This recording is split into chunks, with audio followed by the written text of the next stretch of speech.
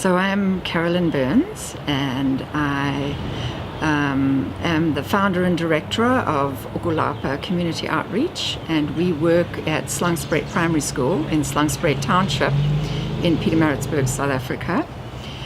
And I spent 25 years in Canada from when I was 32 until 58. Came back to South Africa to do this work in the township. And what we focus on is improving teaching and learning conditions at the school in a very holistic way. So we're looking at the child as the primary focus, because this is a very disadvantaged school in the township. The townships out here are like the reserves or the reservations in Canada and the United States. So people are very underprivileged. This is also the epicenter of HIV/AIDS in South Africa, in the world, in this province of KwaZulu-Natal. And so we also have this tragic phenomenon of AIDS orphans, because we had 9 years of AIDS denialism by our president at the time, and so there was no antiretroviral treatment. So many of the children at the school are AIDS orphans, and certainly pretty well everybody is affected by AIDS, and a huge amount of loss. But even though there's a lot of heartache, the children are very happy, as you've seen when you've traveled in and out of the township. So in a holistic way, we're improving teaching and learning conditions because we believe that every child has the right to a good quality education, regardless of their circumstances. And in South Africa during apartheid, the government schools were divided into white and black. So the white children had privileged education, all the facilities, sports fields, extracurricular activities, small classrooms, lots of teachers, lots of different subjects. But these kiddies in the township have languished in really poor quality education. For example, there are no libraries, there are no computer labs. Children will learn science with no laboratory. There are hardly any textbooks. So when we first started at the school nearly 10 years ago, there were 750 children. There are now 1,119 children from kindergarten to grade 7 at this primary school. Class sizes are quite large, 45 to 50 in a class, and teachers are coping with children who have many challenges. They come from a bereft background, many of them in single parent households, children living with grannies and aunties because their parents have died from AIDS-related infections. And so they're not only bereft little children, they're often hungry. Situations are very crowded in the homes, and so there's not much space or privacy, and the homes are often very basic. A lot of them still just mud structures. So we focus on nutrition. We have our own vegetable garden.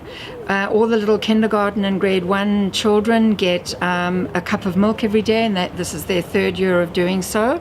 It's made such a difference to them. We offer programs for the teachers to improve their knowledge and ability around teaching and coping with children. We have a resource center that we constructed as a modular center a number of years ago, and it houses a beautiful library and a computer room with 16 computers and an office. And through that construction, we have a partnership with the public library in town, and so they've stocked the library and they supply the school with a qualified librarian and the librarian's assistant and a computer teacher for the children. So we're very fortunate because we would not be able to pay those salaries. And so they offer programs for the children, so reading programs for the children and after-school programs for the children. They also are open to the community to come into the library and take out books and do their research. And then Bongani teaches not only the children from grade 4 to 7 computer skills, but the community as well, and most particularly the women. We're also trying to have a focus on empowering women.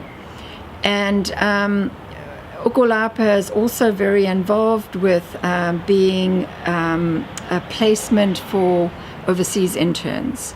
So given that I lived in Canada for such a long time, and the organization that Ukulapa reports to in Canada is called VIDEA, which is the Victoria International Education and Development Agency, they get Canadian interns through Global Affairs Canada, through the government. And so over the past number of years, we've hosted non-Indigenous interns, and now we've got Indigenous interns from Canada, which is a very exciting program with Indigenous folks meeting Indigenous folks here in South Africa. And we also have fourth-year international practicum students from the University of Victoria in British Columbia, and they're child and youth care workers. We've also been really fortunate enough to be connected through TCSES to the Chicago School of Professional Psychology, and last year we had the first cohort of doctoral students in educational psychology coming to the school. There were 10 of them. It was really successful. Their focus is on digital literacy in the classroom, and so they are training the teachers in basic digital literacy and to bring that into the classrooms to make it way more fun for themselves, for the children, and to bring the internet and the outside world into the classroom. And so we're looking forward to the next cohort this year. And we're also very excited to now be connected with Saybrook University, which is my alma mater from when I did my counseling psychology degree when I was 48. And then came out to South Africa thereafter to commence this work. And so Dr. Eric Willmarth, who is taking this video, has done a fact-finding trip, which has been a lot of fun and very busy.